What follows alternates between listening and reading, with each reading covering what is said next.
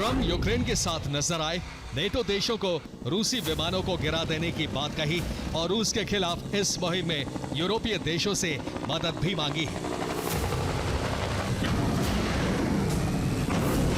Trump ने कहा है कि यूरोप को भी रूस से गैस और हर तरह का व्यापार रोकना होगा।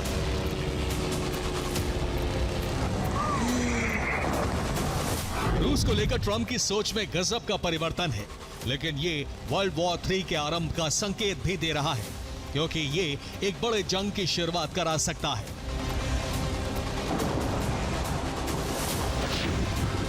यूक्रेन पर ताबड़तोड़ प्रहार के बीच ट्रम्प को अलास्का की बैठक भी याद है और पुतिन का खुद को महाशक्तिशाली दिखाने वाला अंदाज भी।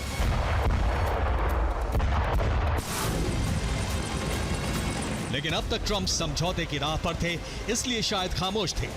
अब ट्रम्प ने रूस को उसकी ताकत पर आईना दिखाया है।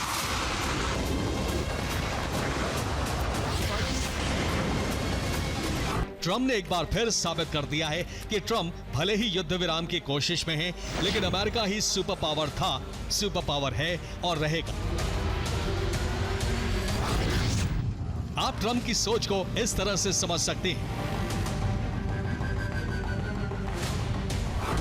ट्रम्प ने वेनेजुएला के खिलाफ युद्ध की तैयारी कर ली है, नेवी तैनात है। तालिबान ने ट्रम्प की बात अनसुनी की तो उसे अंजाम भुगतने की धमकी दे दी। ट्रम्प और पुतिन के साथ भी उसी अंदाज में पेश आने वाले हैं।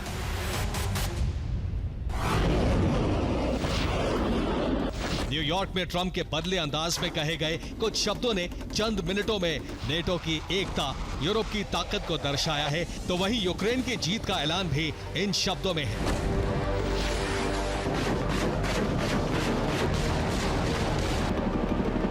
रूस की सैन्य शक्ति और आर्थिक स्थिति को समझने के बाद मुझे लगता है यूक्रेन यूरोपीय संघ की मदद से अपने मूल स्वरूप के लिए लड़ने और जीतने की स्थिति में है।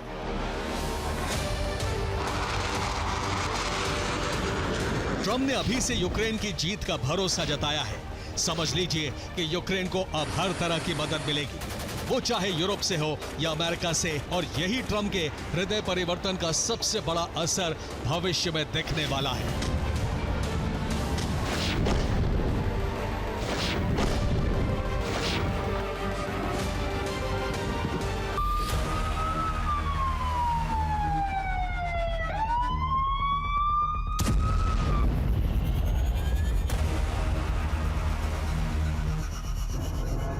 यूक्रेन ट्रम्प के आशीर्वाद से अपना रिकैप्चर प्लान शुरू कर सकता है।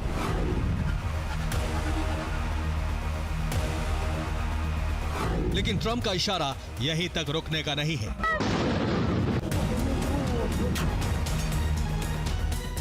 ट्रम्प ने ज़ेलेंस्की को जीत की पताका रूस के भीतर तक फहराने की इजाजत दे दी है। ट्रम्प ने भरोसा जताया है कि यूक्रेन अपने देश को उसके मूल स्वरूप में वापस लाने में सक्षम होगा, और कौन जानता है, शायद उससे भी आगे बढ़ जाएगा। जिस पुतिन के सम्मान में ट्रम्प ने रेड कार्पेट बिछवाया था, बम्पर से सलामी दिलवाई थी और गर्मजोशी से स्वागत किया था, अब वही ट्रम्प रूस की सेना को कागज का शेर कह रहे हैं।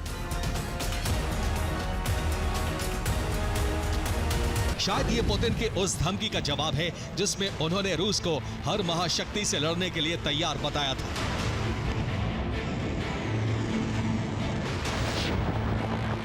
ट्रम्प का ये हृदय परिवर्तन ज़ेलेंस्की के लिए संजीवनी से कम नहीं है, क्योंकि जब भी यूक्रेन के मूल स्वरूप की बात आती है, तब क्रीमिया का जिक्र भी आता है। क्या अब ट्रम्प क्रीमिया के नाम पर पुतिन को झुकाने का प्लान शुरू कर सकते हैं?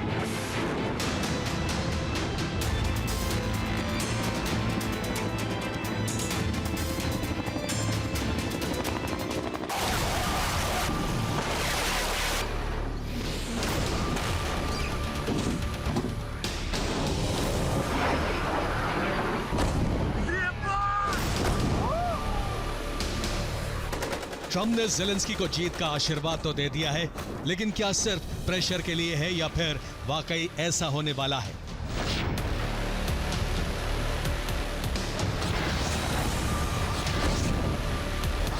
हालांकि 3.5 साल में यूक्रेन साबित कर चुका है कि रूस के लिए जीत इतनी आसान नहीं है।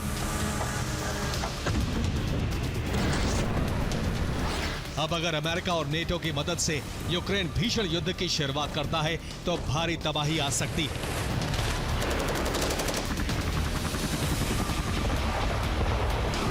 रूस बाल्टिक देशों पर हमला कर सकता है, यूरोप तक जंग की आग फैल सकती है। रूस अमेरिका के बीच भी जंग की शुरुआत हो सकती है।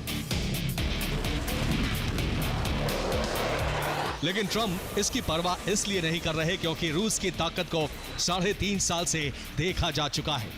अमेरिका और नेटो ने हमेशा यूक्रेन पर हथियार देने को लेकर कई तरह के नियमों और पाबंदियों का पालन किया है।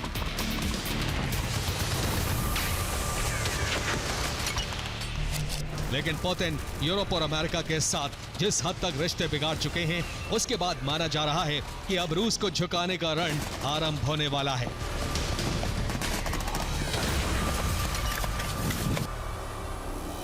Bureau report, TV9, Bharatvarsh.